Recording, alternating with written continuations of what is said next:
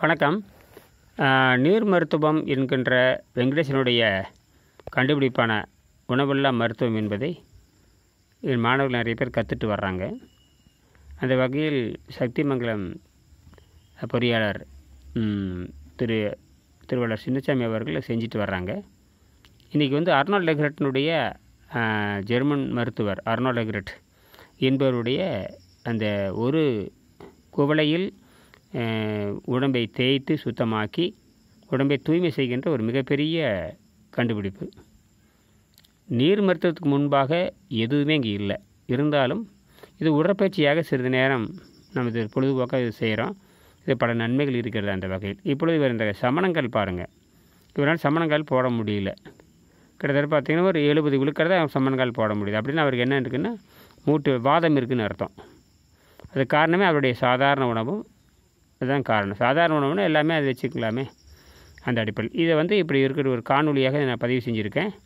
ஒரு 70 நாள் கழித்து இவர் எப்படி இருக்காருன்னு நம்ம கண்டுபிடிக்கணும். இதில் நான் 5 வருஷமாக 2 வேளை உணவு, 2 வருஷமாக ஒரு வேளை உணவு இருக்கேன். சரி. அப்பவுமே இப்படி அதாவது இவர் என்ன பண்ணியிருக்காருன்னு கேட்டிங்கன்னா, ஏறத்தாழ 2 ஆண்டுகள் ஒரு வேளை உணவு சாதாரண உணவு, புரியுதுங்களா? உடம்பு இழைத்திருக்கிறது, ஆனால் அமிலத்தன்மை போகவில்லை. அப்போ உடம்பு இழைச்சிருச்சு, அது சரியாக போச்சு. ஆனால் உள்ளே இருக்கிற விஷம் போகலை. விஷம் போகாதனால தான் அவர் பண்ண முடியல. இப்போ இந்த கிட்டத்தட்ட பார்த்திங்கன்னா கடந்த ஞாயிறு, திங்கள், செவ்வாய், புதன், வியாழன் இந்த 5 நாளாக இந்த நீர் மருத்துவம் உள் தூய்மை செஞ்சுட்டு வரும்.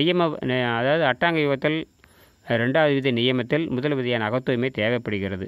அகத்தூய்மை என்பது திருவள்ளுவரால் பரிந்துரைக்கப்பட்டது, திருமுடரால் பரிந்துரைக்கப்பட்டது, அப்புறம் பதஞ்சலி யோக முனிவர் பரிந்துரைக்கப்பட்டது. இந்த 3 பேரும் தலை சிறந்த மருத்துவர்கள், யோகிகள். அந்த அடிப்படையில் இவர் இன்றைக்கி என்னன்னு கேட்டிங்கன்னா, இந்த ஜெர்மன் மருத்துவர் சளி குறைந்த மருத்துவத்தினுடைய தந்தை, என்னுடைய ஆசிரியர் வெங்கடேசனுக்கு ஆசிரியராக இருந்து நூல்வழி ஆசிரியர் இருந்து வழிகாட்டியவர். அவருடைய அதாவது enforcement of elimination by physical adjustment என்று சொல்லுவாங்க. Enforcement of elimination by physical adjustment என்று சொல்லக்கூடிய ஒரு இது ஒன்றும் இல்லை. ஒரு என்ஃபோர்ஸ் பண்ணி ஒரு அழுத்தம் கொடுத்து உள்ளே இருக்கிற பழைய கழிவுகளை வெளியேற்றுகின்ற ஒரு பயிற்சி முறை. அதில் ஒன்று தான் அந்த சிறு குவளை நீரில் உடம்பை தூய்மை செய்வது. நீங்கள் மன்னாதி மன்னன் ஒரு படம் வந்திருக்கும், அல்லது மன்னாதி மன்னன் அல்லது தினமும் ஒரு பழைய காலத்து எம்ஜிஆர் படமாக இருக்கலாம்னு நினைக்கிறேன், இருக்கலாம். அது விக்ரமாதித்தனும் மன்னாதி மன்னன் நினைக்கிறேன். அதில் பார்த்தீங்கன்னா அந்த இளவரசனுக்கு போட்டி வைப்பாங்க. ஒரு சிறு குவளை நீர், அல்லது விடாக்கண்டன் கொடாக்கண்டன் படம்னு நினைக்கிறேன், எதுவும் ஒன்று நினைக்கிறேன். அதில் பார்த்தீங்கன்னா மன்னர் ஒரு போட்டி வைப்பார். இந்த சிறு தளவு குவளையில் காலில் இருக்கிற அழுக்கெல்லாம் கழுவிட்டு வரணும்பாங்க. ஆனால் அந்த கதாநாயகன் காலை கழுவிட்டு சுத்தமாக்கிட்டு சேரலாம் இல்லாமல் பண்ணிட்டு போவான்.